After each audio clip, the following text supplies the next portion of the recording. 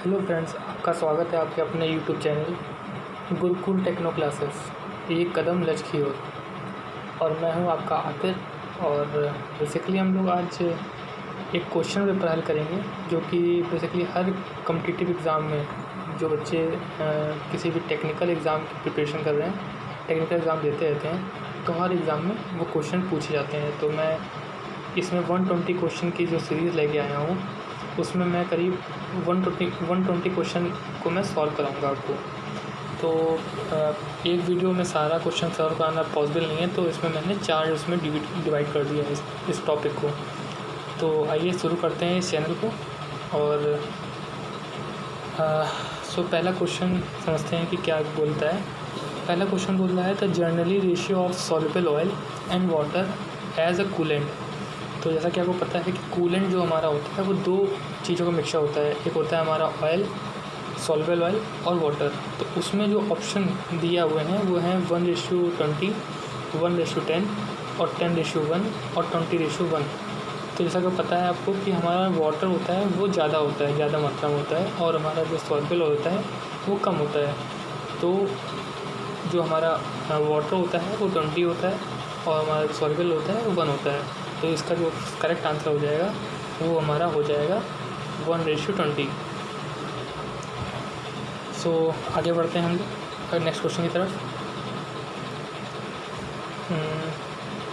1 second, आगे हम लोग कंटिन्यू करते हैं।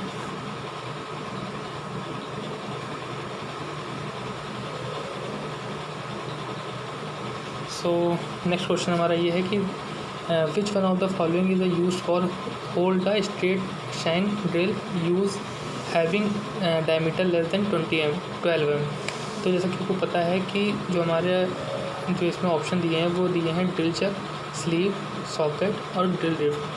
तो हमारा जो ड्रिल चक होता है वो हमारा 12 mm से कम के लिए यूज़ करते हैं हम लोग, ठीक है ना।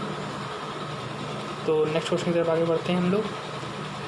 हमारा नेक्स्ट क्वेश्चन है the material of a twist drill is generally. जो हमारा मटेरियल होता है ट्विस्ट ड्रिल का किसके मिलकर बना होता है, वो हमारा होता है हाई स्पीड स्टील यानी HHSS, ठीक है। लोग बच्चे कन्फ्यूज़न में आते हैं HHS और SCS में, तो अब कंफ्यूज नहीं होना है। वो हमारा SCS नहीं होता है, HSS होता है। जब हम लोग ड्रिल की बात करते हैं तो HSS मतलब हाई स्पीड स्टील भी होता है, और जो हमारी चीज़र वगैरह होती हैं वो हाई कार्बन स्टील की बनाई जाती हैं, ठीक है। नेक्स्ट क्वेश्चन की तरफ पढ़ते हैं हम लोग, आगे बढ़ते हैं। V block are available in grade of. जो हमारा वी ब्लॉक होता है वो किस ग्रेड में पाए जाते हैं। तो जैसा कि आपको पता है वो हमारा A और B, मतलब जो हमारे टाइप होते हैं ग्रेड के, उसमें 1 और 2 नहीं होता है बल्कि A और B होता है। कई बच्चे 1 और 2 में कंफ्यूज हो जाते हैं, या फिर वो A1 या A2 लगा के आ जाते हैं, तो कि उसका आंसर सही होता है A और B। जो हमारे ग्रेड होते हैं वी ब्लॉक के वो हमारे A और B होते हैं। तो नेक्स्ट क्वेश्चन की तरफ आगे बढ़ते हैं हम लोग। The planar in a planar metal is removing during the return stroke, forward और रिटर्न स्ट्रोक, और डी ऑप्शन दिया नन ऑफ दीज। तो आपको पता होगा कि प्लेनर मशीन में जो मटेरियल कटिंग होती है वो हमारी रिटर्न स्ट्रोक में होती है, फॉरवर्ड स्ट्रोक में नहीं होती है, ठीक है ना। जो हमारी जो प्लेनर होती है वो रिटर्न स्ट्रोक में होती है, जबकि हमारी जो शेपर होती है उसमें फॉरवर्ड स्ट्रोक में हमारी कटिंग होती है, ठीक है। तो नेक्स्ट क्वेश्चन की तरफ आगे बढ़ते हैं हम लोग। Which one of the following is driving mechanism is use giving reciprocating movement to table of a planer with a fluid pressure, ठीक है। जो हमारा जो हमारी प्लेनर होती है उसमें जो ड्राइव आती है ना, जो हमारी जो ड्राइव आती है उसकी जो टेबल पे, जिससे हमारा जो टेबल होती है वो रेसिप्रोकेट होती है, आगे पीछे होती है, जिससे हमारा ऑपरेशन कंप्लीट होता है कोई भी। तो उसमें जो मैकेनिज्म में ड्राइव आती है वो किस से आती है, हाइड्रोलिक से, ओपन बेल्ट से, क्रॉस बेल्ट से, या मोटर ड्राइव पे। देखिए इसमें फ्लूइड मैकेनिज्म ऑलरेडी दे रखा है। फ्लूइड मैकेनिज्म मतलब कि फ्लूइड प्रेशर दिए रखा है, तो इसका आंसर इसमें ही छुपा हुआ है। इसका आंसर हो जाएगा हमारा हाइड्रोलिक ड्राइव, ठीक है। हाइड्रोलिक ड्राइव इसका आंसर सही आंसर हो जाएगा। करेक्ट आंसर इसका हाइड्रोलिक ड्राइव हो जाएगा। तो 7 क्वेश्चन की तरफ आगे बढ़ते हैं। Reciprocating movement of a table in planar obtained by. Reciprocating में जो प्लेनर रेसिप्रोकेटिंग मूवमेंट होता है प्लेनर में, वो किसके द्वारा आता है? Cam drive, rack pinion, loose और फास्ट पुली और वार्म और वार्म गियर। तो इसका सही आंसर हो जाएगा loose and fast pulley. Loose and fast pulley. Next question देखते हैं हम लोग। नेक्स्ट क्वेश्चन हमारा है which one of the following bolts are use with the clamp of holding the work piece on the planer table. जो हमारी planar table में जो हमारी क्लैम्प होती है वो कौन सी होती है, कौन सी प्रयोग की जाती है हमारी? तो इसका सही आंसर हो जाएगा टी बोल्ट, है ना। कैरिज बोल्ट का यूज़ नहीं करते हैं, ना ही स्क्वायर बोल्ट, ना ही राउंड बोल्ट। वो हमारा टी स्क्वायर बोल्ट था, क्योंकि उसमें टी स्लॉट कटे होते हैं हमारी प्लेनर मशीन पे। ठीक है, तो आगे बढ़ते हैं हम लोग। सो नेक्स्ट क्वेश्चन है quick slotter disc mechanism is use for. Slotter disc mechanism का प्रयोग किया जाता है। तो ऑप्शन दिए हैं quick return, setting to tool the cut, making the wide cut या rotary motion of a table. Slotter machine में डिस्क का मैकेनिज्म का प्रयोग किस लिए किया जाता है ये पूछ रहा है। तो इसका सही आंसर हो जाएगा क्विक रिटर्न मैकेनिज्म, क्योंकि उसमें पीछे जाने के लिए जैसे जब कटिंग करता है स्लॉटर, तो जब कटिंग होती है तो उसका जब वापस रिटर्न स्ट्रोक आता है तो उसमें हम लोग क्विक रिटर्न मैकेनिज्म का प्रयोग करते हैं वापस आने के लिए, जो हमारा आइडल टाइम होता है जिसमें हमारे टूल कटिंग नहीं करता है ना। तो आगे बढ़ते हैं हम लोग नेक्स्ट क्वेश्चन की तरफ। विच one of the following operation can be done on a slotting machine. कौन सा ऑपरेशन स्लॉटिंग मशीन में कर सकते हैं? Internal groove, external groove on a long shaft, या सी है की वे फॉर द फीडर की, या वुडरफ की ऑन अ शाफ्ट। ठीक है, तो इसका सही आंसर जो हो जाएगा वो हमारा फर्स्ट ऑप्शन सही हो जाएगा, इंटरनल ग्रूव्स। ठीक है, क्योंकि हमारा स्लॉटिंग मशीन के लिए हम यूज़ करते हैं वो हमारा फर्स्ट ऑप्शन सही होगा, कि उसमें हम लोग एक्सटर्नल ग्रूव आसानी से काट सकते हैं और या फिर उसके लिए यूज़ करते हैं ना। Which one of the following is not a part of centre lathe. इसमें से कौन सा सेंटर लेथ का पार्ट नहीं है ना। तो इसमें बोल रहा है कि इसमें से कौन सा सेंटर लेथ का पार्ट नहीं है। तो वो हमारा आर्बर है, क्योंकि आर्बर जो हमारा होता है वो मिलिंग मशीन का पार्ट होता है। ठीक है, मिलिंग मशीन का पार्ट होता है। फीड रॉड या सैडल हो या फिर हमारी लीड स्क्रू हो, ये सभी हमारे सेंटर लेथ के पार्ट होते हैं। फिर नेक्स्ट क्वेश्चन पढ़ते हैं। Counter boring is done for. Counter boring का यूज़ क्यों करते हैं हम लोग? काउंटर बोरिंग इसलिए की जाती है ताकि हमारा हेड स्क्रू होता है, हेड सॉकेट का स्क्रू होता है, उसका हेड फिट हो पाए। हाँ, मैं बना के दिखा देता हूँ कैसा होता है हेड स्क्रू का। ठीक है, ये हमारा स्क्रू का हेड है ये। इसके लिए हम लोग जो हमारी काउंटर बोरिंग होती है वो कुछ इस तरह होती है हमारी, ताकि हमारा फिट हो जाए, ये हमारा जो ये हेड है इसमें फिट हो जाए, तो इसे ही हम काउंटर बोरिंग कहते हैं। ठीक है, तो हमारा इसका जो ऑप्शन सही हो जाएगा वो पहला सही हो जाएगा, accommodating socket head for head screw. ये बहुत अच्छा क्वेश्चन है, कई बार क्वेश्चन आया हुआ है, तो इसको ध्यान रखिएगा। फिर नेक्स्ट क्वेश्चन आगे बढ़ते हैं। While using the form tool method of a taper turning. जो टेपर टर्निंग तो कई विधि होती है, उसमें जो फॉर्म टूल होता है उसका यूज़ जब करते हैं तो हम लोग इनमें से कौन सी जो ऑप्शन दिया है वो हम लोग करते हैं। तो इसका जो ऑप्शन सही हो जाएगा वो फर्स्ट हो जाएगा।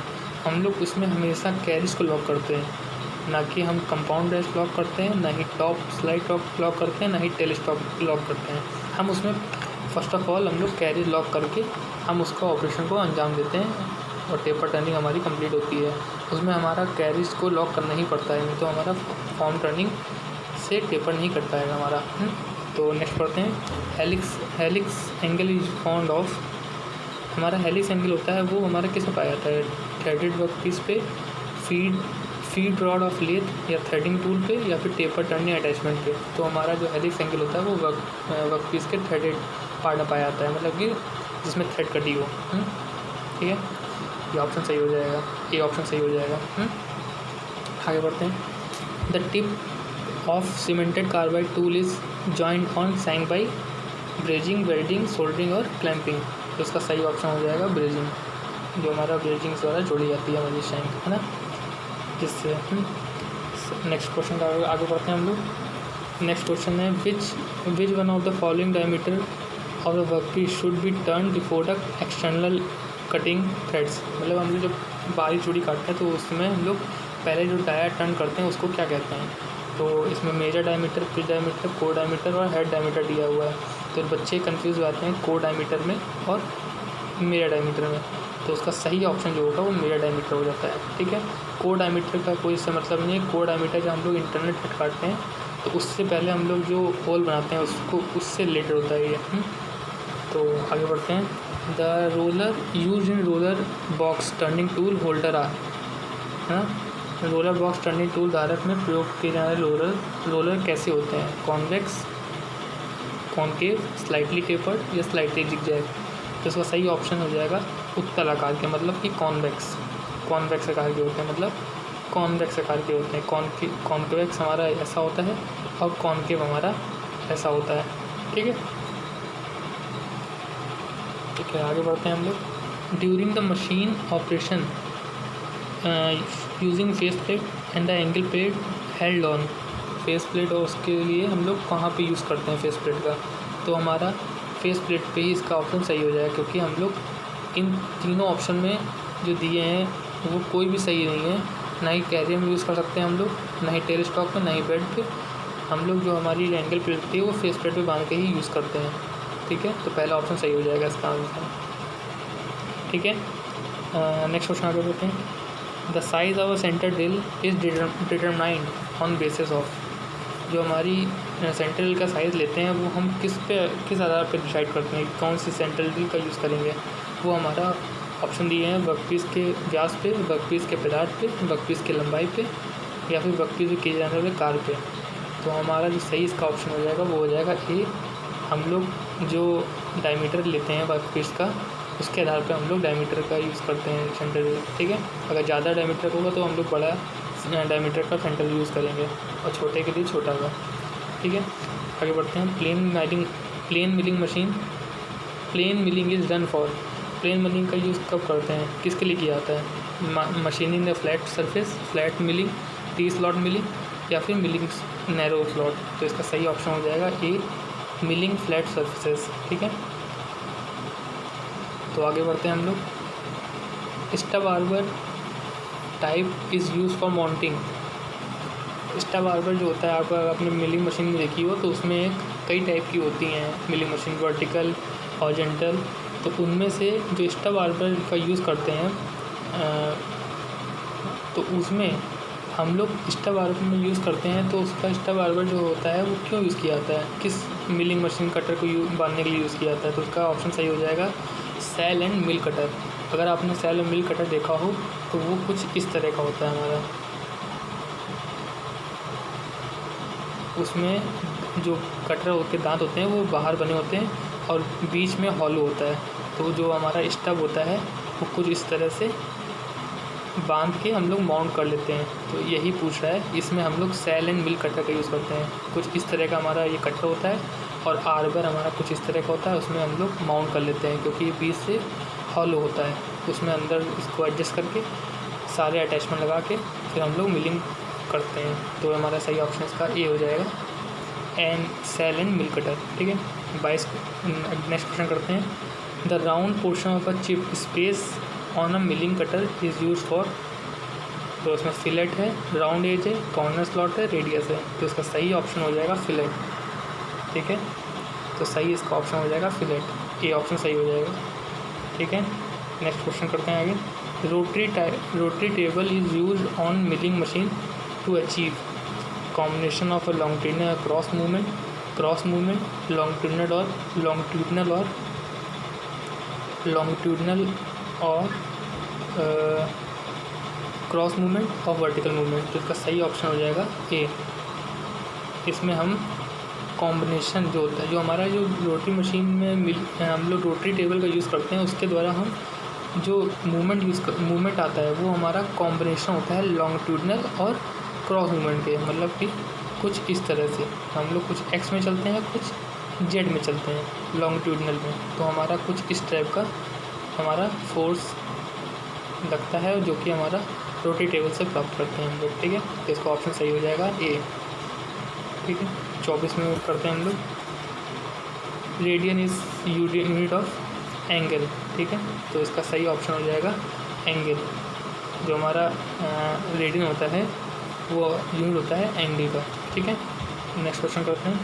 Plug gauge is use for checking the hole dimension, linear measurement, angular measurement और टेपर मेजरमेंट। तो प्लग गेज का यूज़ हम लोग छेदों के आयाम की जांच करने के लिए, मतलब कि चेकिंग द होल डायमीटर। इसमें बस एक चीज़ ध्यान रखिएगा कि हम लोग कोई भी गेज का यूज़ मेजरमेंट के यूज़ नहीं करते हैं, हम लोग हमेशा डायमेंशन को चेक करने के करते हैं, चेकिंग के लिए। मेजरमेंट और चेकिंग में बहुत अंतर है, तो ये इसमें क्वेश्चन घुमाता है।